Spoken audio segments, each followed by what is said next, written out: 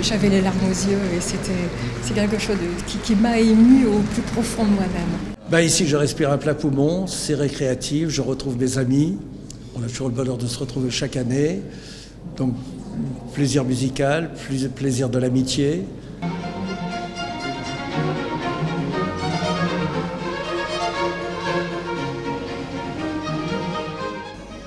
Voir ce concert, c'est un moment. C'est magnifique. C'est magnifique. J'ai besoin de ce contact, cette chaleur et l'environnement. C'est le cas de Saint-Michel, bien évidemment.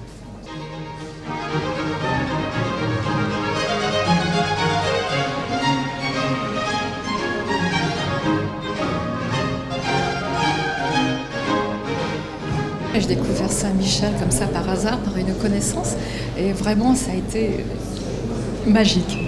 Je pense que c'est important d'avoir un cadre magnifique, pour avoir un bel écrin pour pouvoir écouter des musiques qui vous transportent. Le festival a été fondé en 1987. Et quand je dis fondé, c'est un peu une mauvaise formule parce qu'en réalité, personne n'a jamais décidé réellement de créer un festival ici. En fait, nous avions engagé une action liée à la restauration de l'orgue historique de cette abbatiale. Et notre souci à l'époque avait été de mettre en valeur cet instrument et autour de lui, évidemment, la musique de son temps, c'est-à-dire celle de Couperin, de Grigny, etc., tous ces musiciens français connus.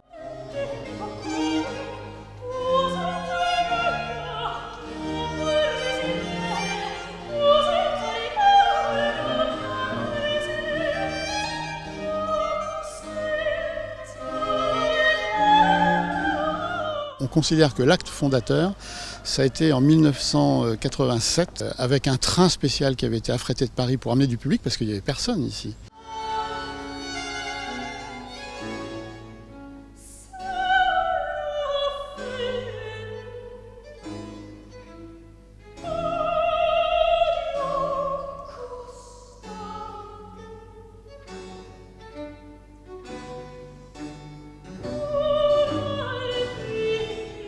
C'est un festival qui est maintenant bien repéré, je dirais, du public amateur de baroque. Grâce à Jean-Michel Vernet, on apprend beaucoup sur les nouveaux groupes qui viennent d'être constitués, qui commencent d'être connus. La grande majorité du public, c'est un public d'amateurs au sens noble, c'est-à-dire de gens éclairés qui savent un peu ce qu'ils viennent d'écouter. J'aime beaucoup la musique baroque et puis c'est l'occasion d'écouter des artistes de renommée internationale.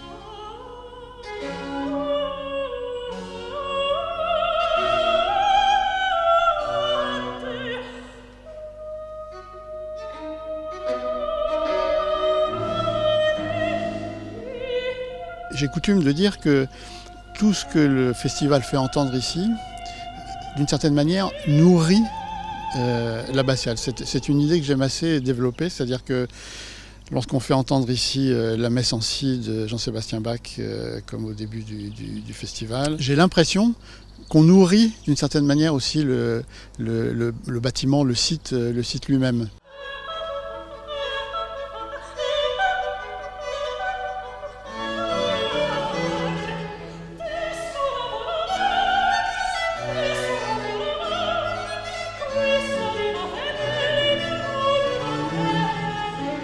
Une acoustique extraordinaire. Bon, l'acoustique de cette église est magnifique. C'est pas un hasard si Jordi Savall y fait ses enregistrements, entre autres. Ils en sont amoureux, on peut le dire. Je pourrais citer quantité de musiciens, de chefs, de chanteurs, d'instrumentistes qui trouvent que l'acoustique naturelle est assez miraculeuse. Donc c'est une osmose, c'est un tout. C'est intemporel.